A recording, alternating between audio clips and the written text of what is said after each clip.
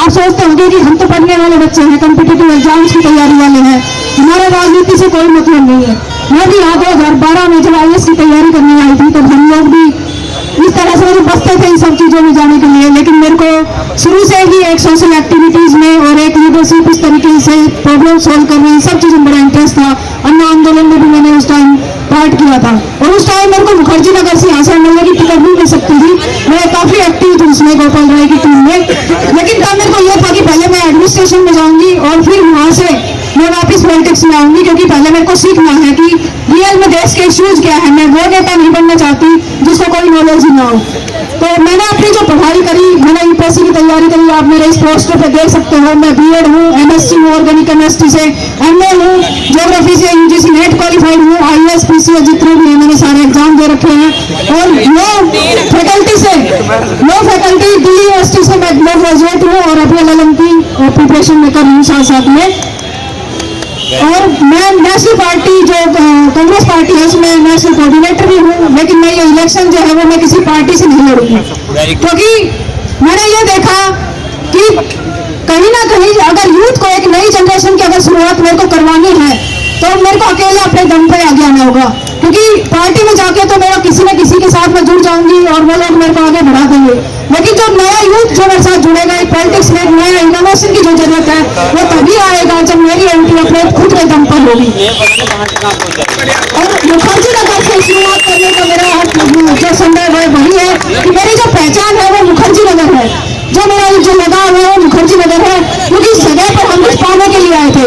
और इस जगह पर हमने भी जो 20-20, 25-25 गज के जो कमरे हैं उनमें हमने अपने गोल्डन जो पीरियड है वो बिताया है।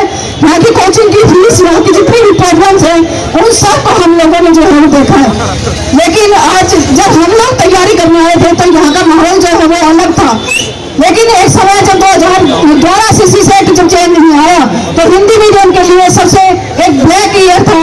और उसके बाद वहाँ से हिंदी मीडियम में कोई सिलेक्शन नहीं है, क्योंकि UPSC के जो चेयरमैन है वो एक IIT बैकग्राउंड से बिठाए हुए, और उसके बाद भी जो हिंदी बेल्ट है वो हमेशा पीछे चली गई।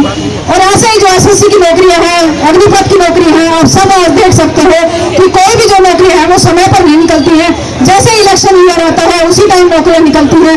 तो मेरा ये जो एक इसमें जाने का जो प्लान है वो यही है कि हमने एक मॉडल कोड ऑफ कंडक्ट बनाई थी कि जो नौकरियां हैं, रोजगार है, उसके लिए भी एक मॉडल एक्ट बनना चाहिए कि जनसंख्या जैसे हमारा जब देश आजाद हुआ तो सिर्फ देश में 2.4% सरकारी नौकरियां थी और आज पॉपुलेशन 130 करोड़ की हो गई है, लेकिन नौकरियां आज ही वही 2.4% है। और उसमें भी सारे पद जो है वो खाली पड़े हैं। तो आप देख सकते हैं कि अगर इस चौकी में प्रॉपर पुलिस वाले ना हो तो क्या वो आपको लैंड ऑर्डर दे सकते हैं? अगर ये आसपास हॉस्पिटल है, अगर इसमें प्रॉपर स्टाफ ना हो तो क्या वो आपको अच्छे डॉक्टर से अच्छे इलाज दे सकते हैं? आज यही हो रहा है। तो मेरा मकसद ये है कि मैं पार्लियामेंट में जाऊं और एक पॉलिसी जिसमें कि 12% जो है गवर्नमेंट सेक्टर का रोजगार होना चाहिए, जो वेस्टर्न कंट्रीज में होता है वो होना चाहिए। हर एग्जाम का एक कैलेंडर है वो जारी होना चाहिए, ताकि बच्चों को कई साल बैठकर यहाँ पर इंतजार ना करना पड़े। और एक गोल्डन पीरियड है वो इस एग्जाम के शिकंजे में में जकड़ा ना जाए। कभी प्री देते हैं, कभी मेंस देते हैं, कभी वो एग्जाम देते हैं, एग्जाम पेपर जो आउट हो जाते हैं, फिर 4 साल जो है हाईकोर्ट में केस चलता है, उसके बाद ज्वाइनिंग मिलती है नहीं मिलती है वो आगे का इशू है। तो इन सब चीजों पे कि अगर पेपर आउट भी होता है तो उसके लिए फास्ट ट्रैक कोर्ट बनने चाहिए और 3 महीने के अंदर उसका सोल्यूशन होना चाहिए। वन डे जो एग्जाम है वो 6 महीने के अंदर उसका एग्जाम की जो तैयारी है वो कंप्लीट होनी चाहिए। अगर जिसमें प्री और मेंस है उसमें टोटल 9 मंथ लगने चाहिए उसको कंप्लीट होने में।